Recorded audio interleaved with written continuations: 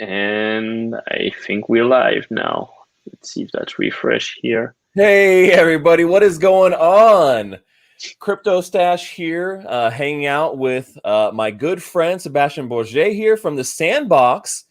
Today we're going to be doing a special AMA, a Crypto Stash AMA, here about all the questions you guys have about the Sandbox. That's what we're here for. So thank you guys for being in chat, and Sebastien, thank you for having me host this and joining me. Having me join you here on Twitch. And do a cool AMA here style for the whole audience here to participate in. Thank you for hosting us for this AMA in 2021, new year, the year of the NFT. A lot of exciting things happening in the space.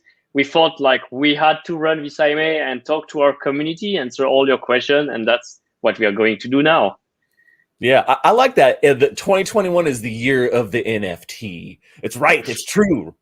I feel the same way. So just to give us a little bit of introduction about yourself, what you do here at the Sandbox and who you are, and just a little bit about your background too. I know most people are always like, oh, here's what we do at the Sandbox, but just a little bit about how you got to the Sandbox too, just a snippet. All right, so of course, let's do the short version. So for those of you who are not familiar, I'm Sebastien Borget, the CEO and co-founder of Sandbox. So I manage essentially operation and making sure like everything work well as we're building this gaming virtual world. My background, I've been 14 years an entrepreneur with my business partner, Arthur Madrid. Started in peer-to-peer technology first, a startup we did in 2007 that facilitated the download of content using BitTorrent technology. We sold that company 2 years ago. Then we moved into cloud media streaming, photo, video, music, sharing it with your friend in the cloud. Big success, thousands of paying subscribers. We sold the company 2 years after. And then we moved into building a mobile free-to-play game studio. We were also among the pioneers in 2011 back then. And this company has been acquired in 2018 by Animoca Brands. Our key line of games was essentially focused on creating games that turns players into makers, players into creators. We did that on one side with city builders, which involve IPs, Snoopy, Garfield, Adam's Family, etc. And on the other side, we launched our own game that was the Sandbox, a 2D mobile game where you can create virtual world just with a touch of your finger on the screen, and pixel of elements were dropping, playing with physics. It turned out to be a huge success with more than 40 million installs.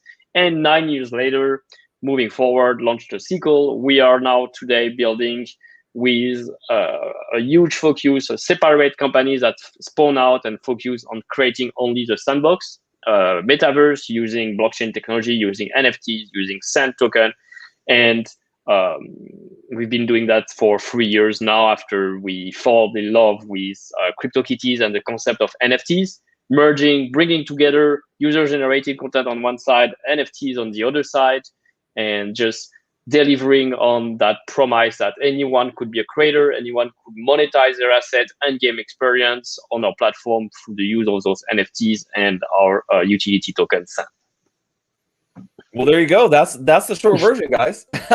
Yes.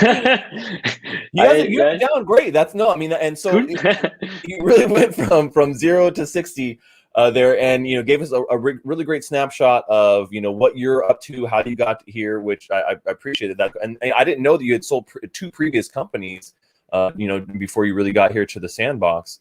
And the one thing I always kind of thought about too is that do you guys feel like the Sandbox is kind of like the predecessor, or like the sequel to your first game, or do you feel like it's like the evolution of that, or is it you really kind of like want it to be kind of a standalone thing? Is that really kind of where it goes? Well, I think it's almost like our baby has grown up after 9 years, and following it on this third version, now moving to 3D multiplayer, multi-platform, and having finally the possibilities that our creators who contribute massively to the content and the success of the game or the platform can be rewarded for their work. Yeah, it's fantastic. And we've never been so close to our community of users, our community of creators and artists than with this version. So I'm I really believe that what we have right now is indeed accumulating the experience we have accumulated for all those years into user-generated content, into working with IPs and brands and UGC, and we have the capacity to achieve a massive success in terms of like how many players we could onboard to the platform and how we can really forever change the landscape of what a virtual world focused on gaming should be. Yeah. So, no, I mean, and I think that's kind of an important thing there is understanding the journey and seeing the evolution and, having that goal. And you guys have done a great job on that. So thank you for the introduction to yourself and what you guys are doing here. My name is Crypto Stash, or my friends like to call me Stash. I am a Sandbox ambassador. Among many other things, I love NFTs. I love gaming. I do all of those things on my streaming channels on Theta TV, where I do all my streaming on Theta. And I have a popular YouTube channel as well, and you can find me on Twitter. So my main focus and goal here in the scene is really to put a spotlight on blockchain gaming and NFTs, because I really do feel that the same way that Sebastien does, about there's this massive power behind this technology. And it unlocks so much potential that we haven't really we've only scratched the surface a little bit here recently with some games, but blockchain really allows that potential to blossom. And I think that's one of the reasons why I support the Sandbox and why I've really been involved with this from the beginning, because I see what you guys are here, what you're doing and the plans you guys are rolling out and how you're doing it. And I really think that is very solid. So today we have some, I'm not going to be, these are my questions. I have tons of questions all the time. I could ask you questions all day long and try and extract information from you, as I love to do, but you're really good. Sometimes I can crack people, but you're pretty good, man. I can't crack. Thank you. And you can follow Stash on the link that we put here at the bottom in comments. He's amazing at playing a lot of blockchain games. We love his avatar in Sandbox. We will make maybe one with a real Stash. There you go. I need it. Yeah. Yeah. Cool. Yeah. I'm pretty much at Crypto Stash on all of your favorite platforms, so you can find me out there. So thanks for the plug there, guys. So yeah, I mean, in general, today we're going to be taking. We have questions. We've taken questions already from the audience. So if you're in chat and you're like, hey, where do we go ask questions? Well, we were already taking questions ahead of time here. We had a big document. Many people submitted a ton of questions, and so we combed through these and we picked out some of the best ones. And so we're going to jump into that here in just a second. Now, when it comes to the overall idea of the Sandbox, can you just give everyone a little breakdown of where we are right now with the Sandbox? Because I think that's the biggest thing. If we just give a quick overview of where we are right now with the Sandbox, because that's what people kind of really want to know. And obviously, launch is imminent, so that's kind of plays a part in that, right? That's indeed a great starter question. And maybe I can support that question with a slide that illustrates what's the overall big picture we're planning for Sandbox as a gaming virtual world. We want Sandbox as a gaming virtual world to be a place where anyone can start creating games, create their own NFT assets, and start selling them and monetizing them. The place where they can socialize and meet friends in various locations on our map, place where they can own their actual digital space on the map that we call land, and that is an NFT, and start to use it for monetizing their creation, and a place where they can enjoy this new business model called play to earn, that we are not the only one, but one of the projects that pushing for adoption. Oh, yeah. So in Sandbox, you'll be able to create games, play games, earn, explore, socialize, interact not only with other humans in multiplayer and social hubs, but also interact with IPs and brands and use their NFT to create your own games. Where we are on our roadmap, so we have essentially 4 key products for those of you who are not familiar. The first one is called voxelized. It's a 3D editor where you can make assets and turn them into NFT. So we call it the NFT maker. The marketplace, where you will be able to upload those NFTs and start selling and trading them. So both voxelized is live in beta, and we have literally hundreds of users on daily basis, artists who create content and upload that content on the marketplace.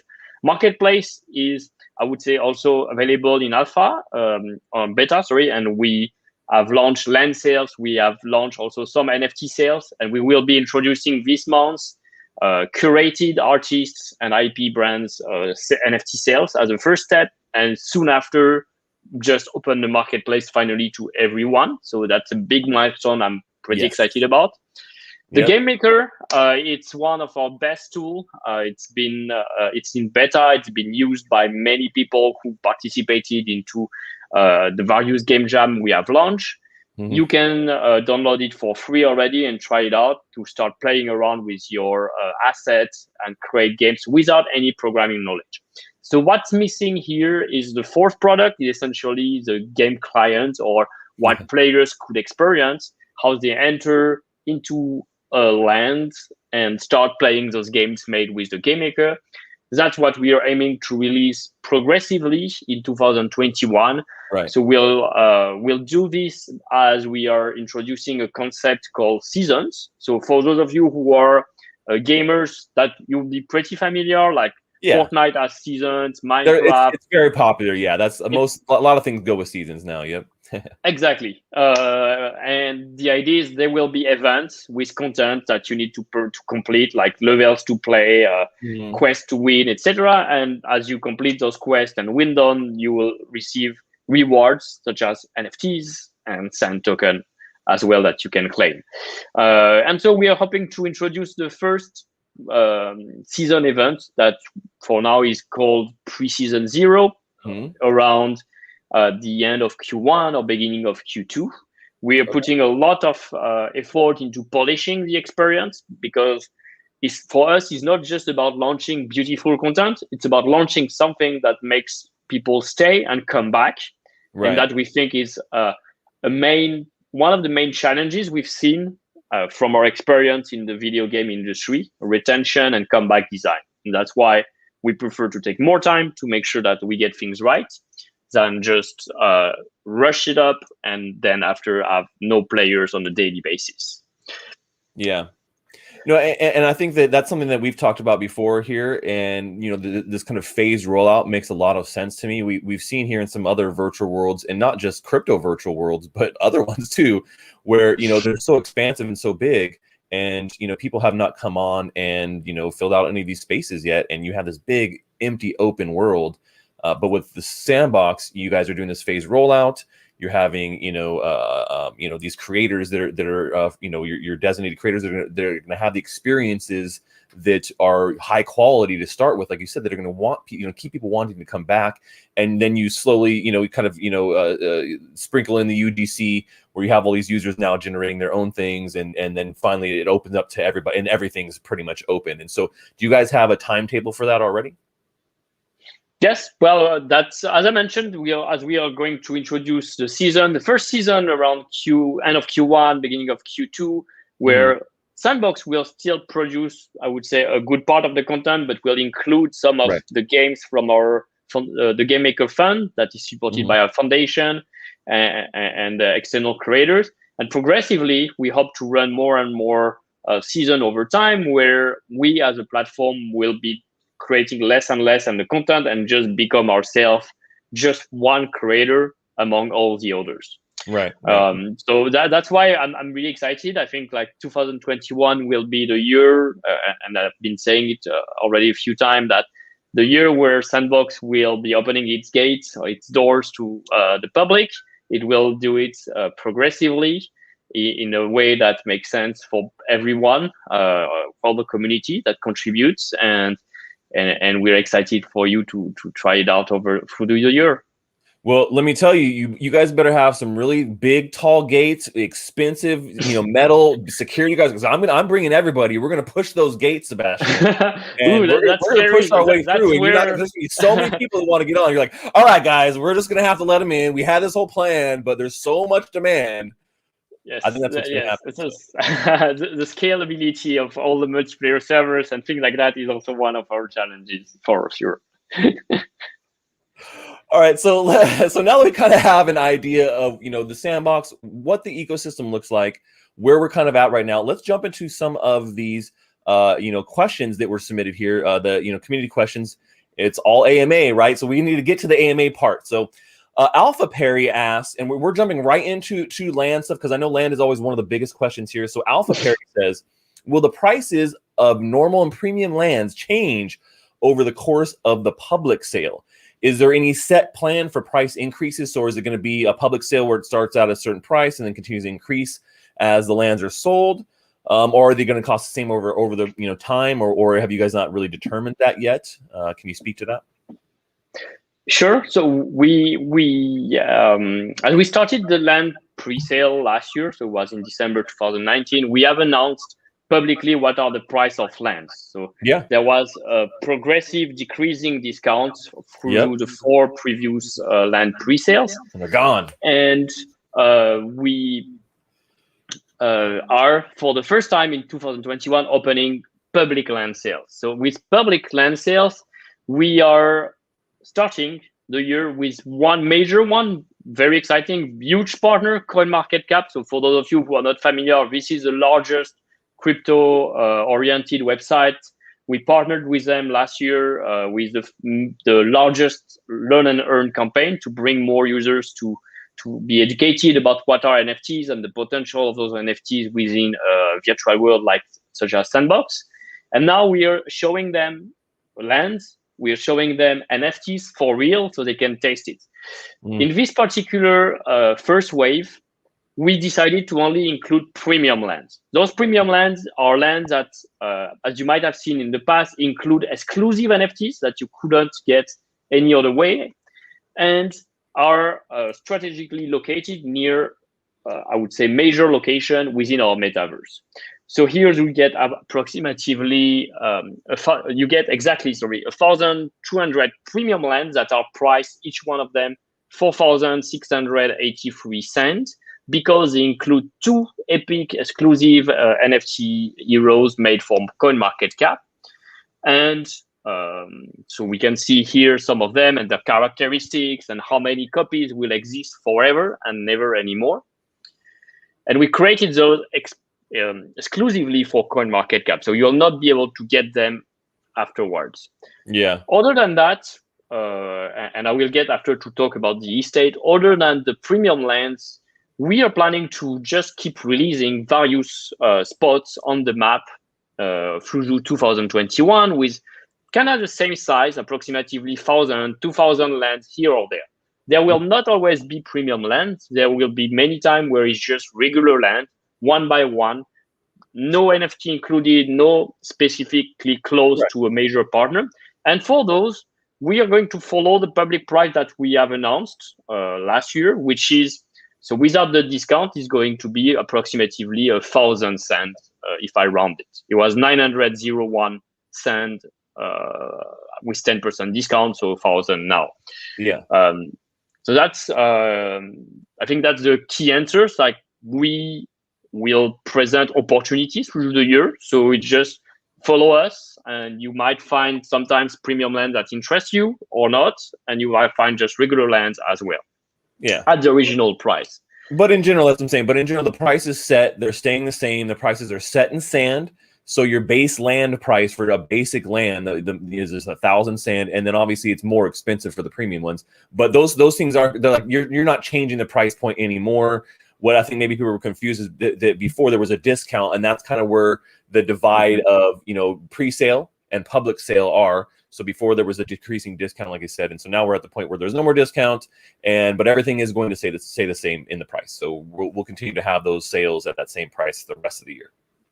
That's correct. And the second main change that we're introducing is like estates.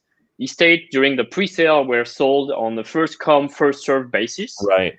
Right now, we understand that estates are going to be more scarce and scarce as we are entering the public sale. And so to avoid having, like, we had many feedback from the community around like how they would prefer to access and purchase those. And among the option, we are going to test many. The first one we decided to test with is auction. It was the simplest to implement. It's already available with our partner OpenSea. So we are going to start testing auctioning 9 estates on this upcoming February 11th land sale. And then it will not because it's a 2-day duration event, it's really not about like, hey, I was not up at this time, it was too late for me in Asia or on the other coast. Right. Now it's just money. Now you just got to be the highest bidder. I think that's one thing, but of course it's not the. There will be more estates on the next wave, and it's all a matter of also like choosing. Basically, you get to choose which size of land you want, and you get to test the size of land with the game maker. So even 1x1 land in Sandbox, it's huge. Like I think that's something people don't realize. You can do a lot within a 1x1 land. It's so big. It's so big, guys. Yeah, it's crazy. Me too. I didn't realize it until I got into that game maker, and I had early access to it when it was first really getting going, and I jumped in. I was like, oh my gosh, a 1x1 is huge, man. I thought it was going to be, you just don't realize the scale until you're actually in it and playing on it. And I think that not a lot of people have gotten there yet. So they're buying these estates and like, man, you don't understand how big an estate is. I mean, that thing is going to be massive. It's like a whole megatropolis city, almost the size of it. So that's crazy. And that's why a little bit different this time with the estates. Yeah. I think that's cool. Cool. Yeah, I think that gives people a chance. It's a little bit different here, and I think that it makes sense, for them being large items like that. A lot of people saw it, and obviously, it'll generate more revenue too, which goes back into the game maker fund, and all these other things that it siphons back in through. So it's pretty cool. All right, so let's move on to the next question. This one is from ArmD. It says, after so many pre-sale events and developing such a loyal community, is the public sale just another day at the office, or are you nervous sending your baby out into the real world? Because this is it, right? I mean, we've done, like these pre-sales, but now it's really starting to pick up steam, and doing a public sale is really kind of like, hey, we're launching, and that's why I'm assuming you guys are going to be doing some marketing. So does it really kind of make you nervous putting it out there, or are you're rock solid confident? That's what I think, rock solid confident. I'm going with that one. So every land sale is always for us a special moment, and I don't think there's any form of habit behind, because we always introduce something new, something different than what we did before in terms of like the way we sell them, what we bundle, etc. One important thing, and maybe behind the scenes, what people might not be aware of or don't realize, is like it takes us about 3 weeks of hard work to prepare just an event that's going to last sometimes a few minutes only. Right. Like we are running intense stress tests, across the world on machines. We are deploying contracts and testing things. We are creating the content, minting all the content, reviewing, placing all the logos, etc. So basically, we are just never. For us, it's always this stress, like let's hope everything goes right. Let's hope that we increase the server power. First time we did it 2 times, the next time 4 times, next time 10 times. So we have huge server farms to try to just display the map fast enough and make sure things go right. And then there's other aspect that we don't really control outside, like, oh wow, gas fee spiked, and what was going through in 1 minute before is taking more than 1 hour, and it caused some issues like we had. That's nerve-wracking. So yeah, no land sale is like anyone before in a way, I think. Yeah. No, and that's a good point. They're all kind of unique in their own way. In particular, just because of every time you're in a different position with the community, with more people interested, things going on, having different issues that you have to face, I think is a pretty big issue. And people were asking in chat too, with Ethereum being one of those issues that kind of makes you nervous. Like, I don't, there's things we can't control. Have you guys thought about, moving the game at some point to a different network to take care of some of those issues? So, well, we obviously we look very closely in the space, and we are a partner with some of the existing layer 2 solutions. Yeah. We've seen other games already adopt layer 2, and we haven't yet made a decision on whether we will be which of the layer 2 solution we will be adopting. So there's already a shift in mind. Like, I think we will be adopting a layer 2. We just haven't chosen but just which haven't one decided yet. which one, right? Okay. Well, that's great to hear. There's still friction for the user experience of having layer 2. Yes, of it course, could make transaction faster, but you have to figure out, no, you need 2 wallets or address to interface. Right. So how to present that to users, how to present that they need the different tokens to pay for fees on each of the layer 2, etc., is not as comprehensive yet, and we haven't found the right solution. Yeah. But overall, if we want to support a marketplace and a game that will involve many transactions, we will probably need to either move to Ethereum 2 when it will be available, or some of the Ethereum available solution or layer 2s. Right. Okay. Yeah, I mean, I think that's a question that's on a lot of people's minds, obviously, with these sales and how quickly they go, and like you said, gas fees, which are becoming an issue at times. But that's great to know that you guys are looking at those solutions, because I think the community also wants that too. As much as I love Ethereum, what's going on, really when it comes down to, well, looking out for the community, we have to do what is going to be the best for us and for the game, so it's a hard balancing act. And I think I mean, I understand that sometimes other people don't, but I think that it's good to hear at least that you guys are looking in those solutions, and that is the direction you guys are going. So there you go. User experience goes first. So yeah.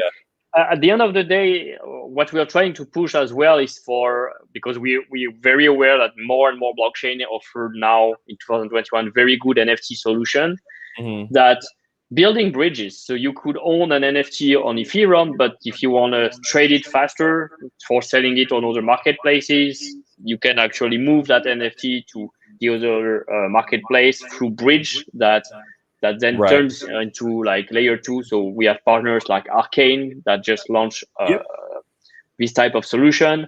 We are talking with other key partners to build bridge to Binance Chain, to Harmony, and a few others in the space, which might facilitate behind users to trade faster and at lower fees. Yeah, as well. That's perfect. I'll tell you right now, personally, in my opinion, Binance Smart Chain all the way, man. That's really what I'm all over. I see all the technologies for NFTs. I'm watching all the upcoming chains and what's going on. And BSC has a really great, platform. And I think that what they're doing there is taking, what we've seen on other NFT platforms and blockchains a step in the next direction. So, and we know everything Binance touches, man. It's amazing. And obviously they're one of your guys' partners. Like I said, I've been a Binance fanboy since 2017, man. I mean, I was Exchange when it first launched. I've been promoting it on my blog, my website, and a partner with them. So I've been doing it for a long time. So I'm great. It's great to see that just the success they've done. And I think that, there are a lot of great solutions out there. That would be my pick. No, cool. Like I said, it's well, technology based, man. It's a great. It's great that everyone has his preference. So once they bridge, like the sooner they can bridge to Ethereum to allow people to trade their NFTs there, I think the better it is in general for adoption and users like yourself, Stash, that say, oh, I'm ready there. I have all my crypto are already there, so it facilitates the adoption for you. Yeah. Yeah, so the possibilities are definitely endless there, but I'm glad you guys are going that direction. So there you go, RMD. They are nervous every sale, and I don't blame them. I mean, it's a nerve-wracking thing. So, all right, the next question comes from Brian. Brian asks, the states that will be sold on OpenSea, will this take place the same day as the public sale? Will I need to use Ethereum or Sand tokens to bid on these estates? So both great questions. So, I'm assuming the estate sale is going to start the same time the public sale starts for the premium lands right here for the first public sale, right? That's correct. Like the auction will start on February 11th at 1 p.m. UTC, and will run for 2 days. The way auctions on OpenSea work is if anyone comes out and bids, it will extend, I think, by at least 5 minutes, maybe a little bit more, until it runs off, or someone bids again. We, as I mentioned, we built Sandbox platform around the Sand as the main utility token. So as we did last December with UNICEF, the very first land sale that was 100% in support of the UNICEF Foundation and for charity purpose, we will be running it on Sand token as well. Okay, awesome. Well, there you go, short and sweet, Brian. So yeah, that's exactly what they're how they're going to run it. They're going to be at the same time and Sand token. So next question comes from Mark P. It says, Seb, will you be playing alongside us in preseason 0? That's a question. Actually, funny enough, I've asked and I've interviewed other game creators, like higher level people. And a lot of times they don't play their game that often. I've found like a lot of people like I haven't really played it, but like what? But I have a sneaking suspicion that's not you. So what are you going to be in there playing with us? Tell us. Well, I'm not a great player, but I'm very hands down on the product. Like I like to know every details of the product and work with our team on taking some of the important decision on it. So definitely, you'll see me on the social hubs. You'll see me hopefully playing some levels, and you'll see how bad I am at platforming and fighting. Unfortunately, I actually launched where the game maker had some social hub back in the previous version. So I launched like even a Friday happy hour where people I remember I couldn't jump in, man. You only did it like once or twice, and like I was both times or something when you did it, and I saw it. I was like, I couldn't be there, and I was like, I wanted to go check it out. So we'll do it again, and the tech will work better. So it was for me a way to test, and then next time I wish we would do this IMA directly from the virtual world. You can see the chat. It's going to be really great. Yes. That's what we have to do. So a preseason 0 launch, the next AMA I do with you, we have to do it in the Sandbox. I'll set up a little studio on my land there, or we could do it. You guys can set up the studio. I guess I can't access it at this point, but you guys set up a studio, and I'll do an AMA there, and we'll interview you right there in the Sandbox, and we can have a live studio audience. We had people make green screen within the virtual world. So they build like green background, and then they could, with their avatar, move and have just the avatar on the live stream video. I found that super creative and super cool. So yeah. That was awesome. I love it. All right. Well, there you go. So yeah, that sounds like a lot of fun. So there you go, Mark P. We're going to be in there. Seb is going to be in there. He's going to be playing the game. He's going to be hanging out with us as much as he can. And, we're going to be doing an AMA there next time you see us. So there you go. I'm holding everyone to that one. Yes, that's a date. Perfect, good. So Not Animated says, are players going to be able to start earning and collecting actual NFTs in preseason 0? Because kind of speak a little bit to that and like where you stand right now with NFTs, and obviously there's no way for anybody to collect NFTs except for giving them through the sale or the marketplace stuff, right? Well, there are different ways for people to collect NFTs at the moment. Not within the game per se, but they can collect NFTs through engaging with all the various activities we created, like staking, sand, and ETH. So we offered some owning a land. We airdrop free Smurf to all our landowners. So I think it was something over 4,300 people got a free Smurf. We have some order with Formula 1 Delta type and Rev token. If you stake Sand and Rev, we did run with Metalympics, which is like a cross. So it's really a pure metaverse event that was running across a lot of different open virtual worlds, and people just taking a selfie of their avatar and sharing it on social media are won an exclusive NFT we designed for them. So yeah, we try to be quite innovative and push like, you want NFT, there will be a way for you to get NFTs in Sandbox and collect them. Now, back to the original question, when will you be able to earn NFTs with preseason and win the game? Well, yes, with preseason, we are going to introduce a first taste of like, you play, you complete certain condition, like you won and you've been all the levels through the event, and you'll be able to collect a certain number of NFTs and Sand token. And we'll get better and better. We'll build more complex systems that will involve like, if you find specific quest, or if you done only specific achievement, you will get this reward and not this reward. But before building that complex system, we want just make sure like, okay, what the most basic thing most people can do and they can already earn. And I think that would be great. Okay. Yeah, I think that that's kind of a core aspect, right, of this experience of the sandbox. Play to earn as an ideal is something that I'm shouting from mountains every time I'm on stream, and you are as well. And so that's a core aspect of the game, and I think that that's important to have that here in preseason. So you will be able to go in, not animated. You will be able to collect NFTs and some sand and some of these early experiences. So I think that'll be a lot of fun. I'm going to be in there doing it. As soon as it opens, I'm going to be like, I told you, I'm pushing those gates, man. Pushing those gates. All right, that's great. Yeah, and so are you guys going to, ahead of time for this preseason, are you guys going to be revealing some of these experiences, or is it just going to be like, okay, preseason's launching and you guys will just go and explore it, or is there going to be like highlights of what you're going to have and like teasers ahead of time, or is it just kind of like go in and explore and check it all out, and then we'll drop you some stuff later?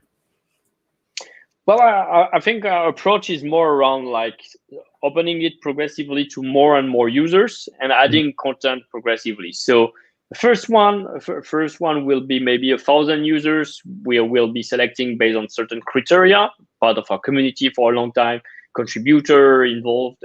We'll define it and announce soon. They will be able to taste a certain portion of preseason 0. Then we'll rerun the event, improve, make more content, more people can enter, and so on and so on. Okay. I think that's really the approach we want to have, and it's very aligned with the idea that it's like in mobile game where you soft launch, so you first have a certain amount of users who help you improve the product as they participate until you finally launch it to the greater public who might be who is less conciliant toward potential issues and or might not be as familiar with some of the concept we'll be presenting. Okay, so preseason 0 is going to be an iterative process as well, where you guys are opening even preseason 0 up gradually over the preseason. And how long do you kind of expect preseason 0 to go on? Is it our season's going to be a defined amount of time, so each season is X amount of time, or is it going to kind of depend on how this first preseason goes?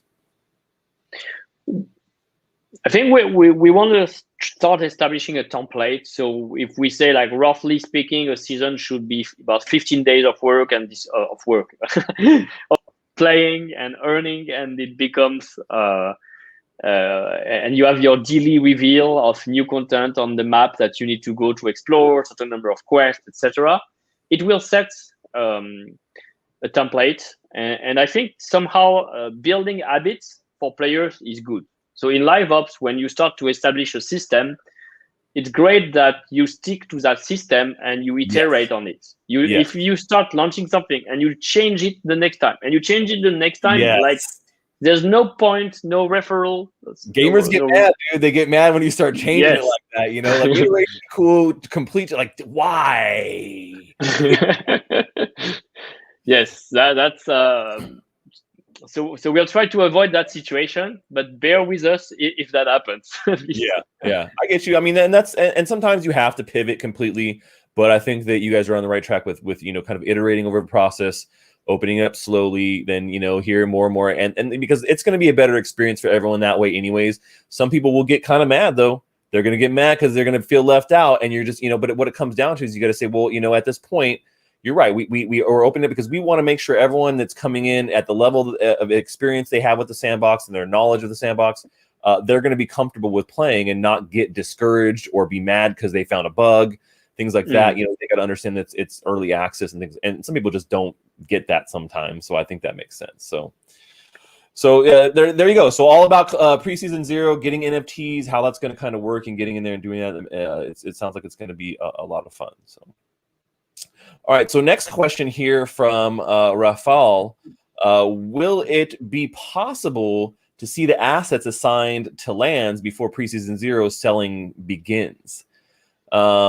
will it be possible to see the assets assigned to lands before preseason 0 selling begins?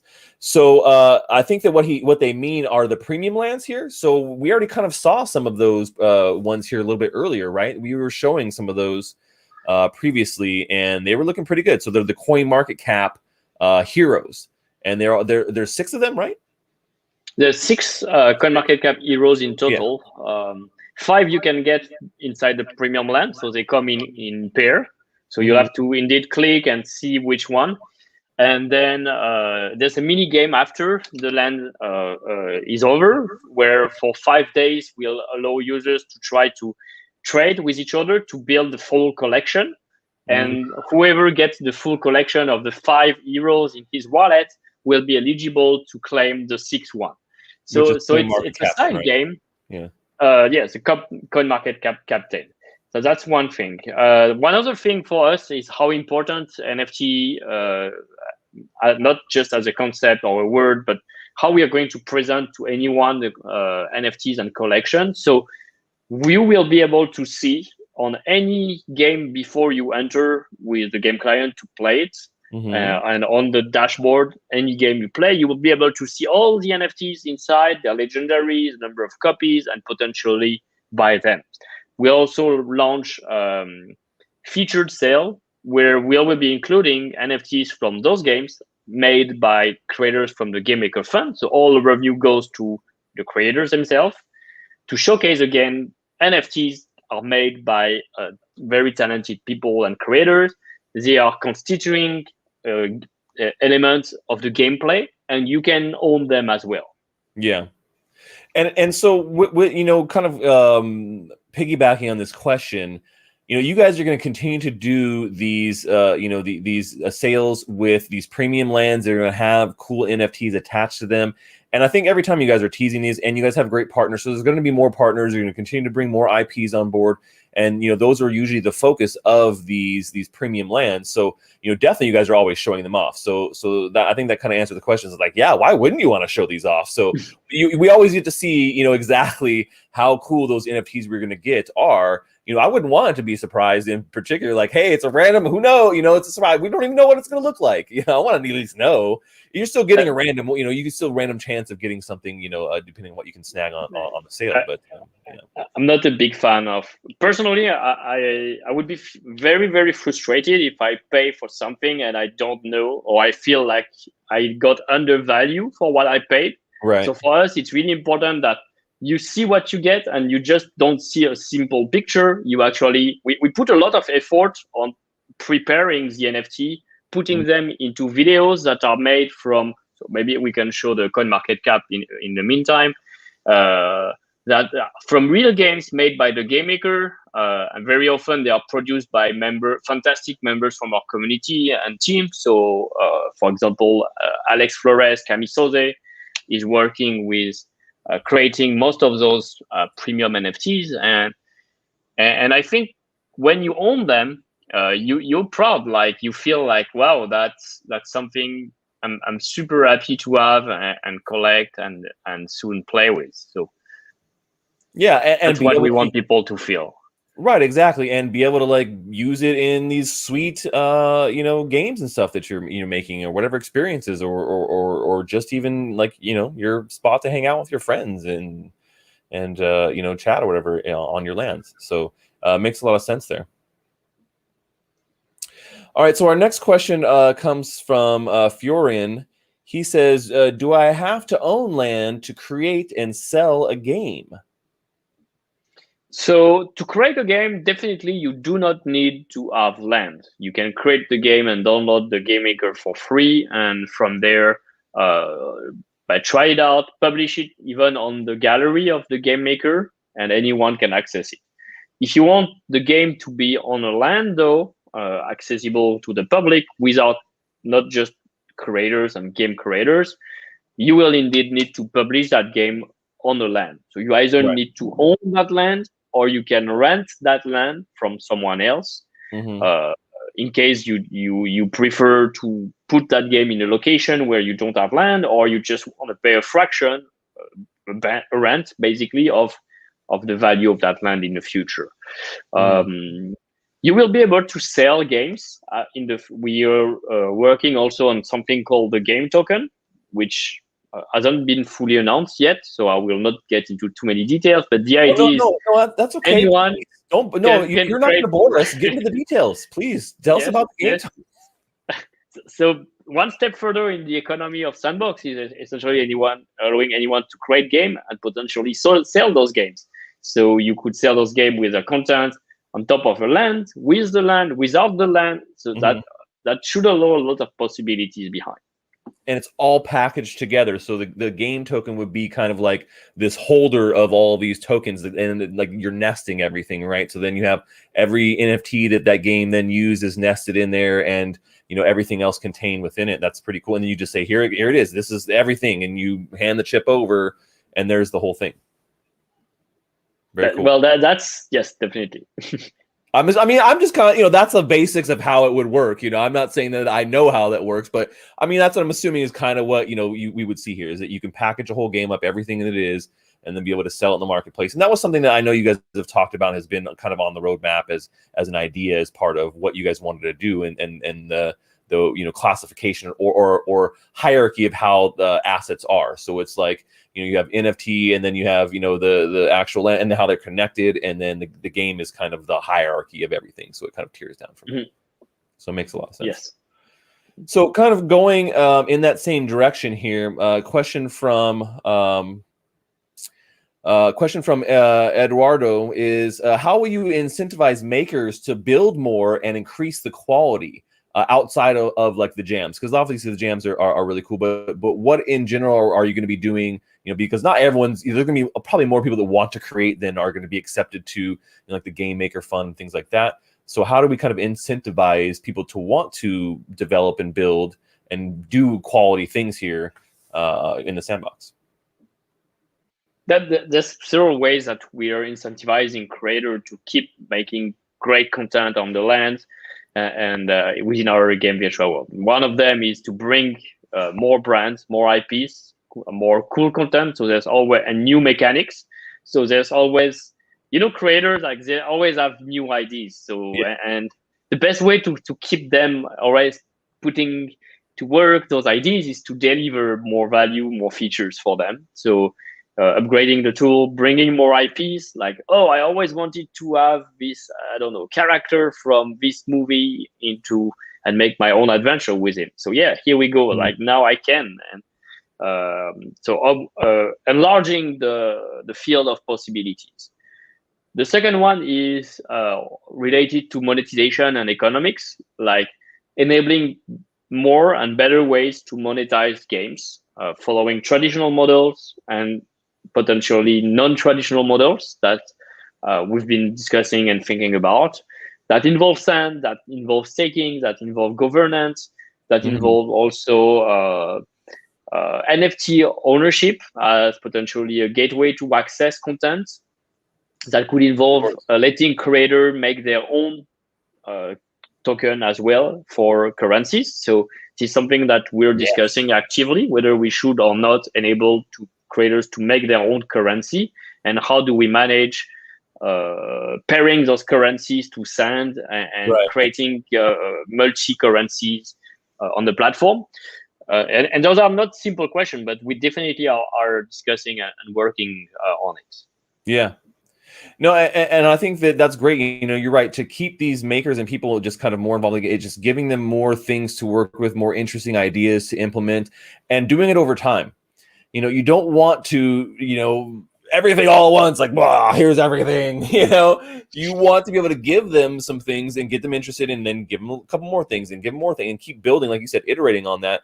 And that keeps people interested. It keeps them coming back, because if you get to a point where there's a lull in those things and people start to get bored and not interested anymore, and that happens with a lot of, games in general. We see that, this game has, games have a peak, and you can see these curves of adoption, and they always start like, it's like crazy, and then it starts to taper off as people kind of like, okay, we've been playing this, I enjoy it, but maybe they haven't come out with anything new in 6 months or something, and so now I moved on to something else. So having a plan to always be trickling features and content and things on a regular basis, I've seen that work the best in other places that are similar, things like Roblox, Minecraft, where they have, kind of a somewhat similar feel, and that's what we do.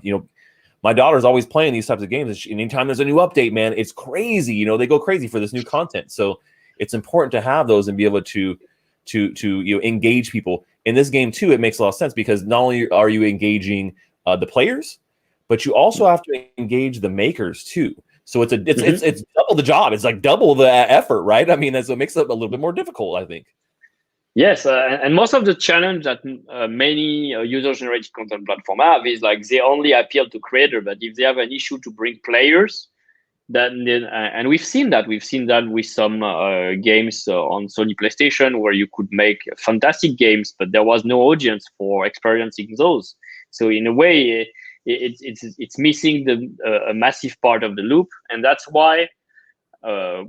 With seasons, we are spending a lot of time on seasons because we are thinking also players and not just for creators. We have to find and satisfy both audience and actually more audiences in Sandbox than just those two.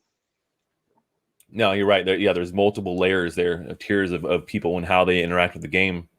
Most game studios, they only have to deal with just usually the players, but you have players, you have creators, you have investors or people who, are just, trading assets, traders, things like that. So there's all kinds of things to think about. You're right there. So now, that kind of takes me to another, part of that question is, I know that with the Sandbox, there is going to be in-game transactions with, within the game. So like I beat this level or this game and I get a reward of 10 sand and this cool NFT that this game, awarded me. Now, when multiplayer comes, is there going to be trading amongst each other? Like, will you be able to trade NFTs? So if I have a really cool NFT, I can trade it to somebody right there for one of their NFTs with a trading interface. Are you going to be doing in-game trades there? And will it be just for NFT to NFT? Or will it be like, hey, I have sand in my wallet and I'll pay 100 sand for that? Are you guys going to enable that here, in these first couple iterations? That's a very relevant question, and that's something that if you've been playing MMORPGs for some time, is already available, but of course on centralized marketplaces. Like we've seen Korean MMORPGs with 100 or if not 1,000 of players sitting in the main hub. And why are they sitting? Because they are just sitting for other players to come see their inventory and start purchasing from them the various resources, wood, I don't know, medicinal herbs, etc. that they collected. It's something really interesting, and I think it fits the long-term vision we have for Sandbox, that at some point, everything that you experience right now on our dashboard, so in the browser, will also be available in the game directly. So that would be the end goal. But for now, and as we're trying to get also this lean approach, and because wallet integration or blockchain integration within game clients isn't super friendly yet from what we saw, we think like the best experience still remains on the web for the trading, while for playing it is in the game. Okay. So that's definitely something you guys have thought about, and features that will be coming here to the Sandbox with multiplayer. We will be able to trade with each other, do these things back and forth, in-game transactions too. Like one of the things when I first saw that you guys were partnered with Binance and they were going to have land inside, the first thing we talked about this when it happened. I said Binance Sand ATMs. All over the Sandbox. You can go to a Sand ATM and you can, what I'm saying, transact and access pairs there. I think that would be amazing. And you see things like that. And that kind of really is, pushing that forefront of the metaverse, things being interconnected, and the interoperability, it is important there. We're getting there. And that's kind of the problems, like you said, with the wallets and there's some of these other issues we might have right now. There are still some roadblocks, but we're getting there. Yep. We're getting there.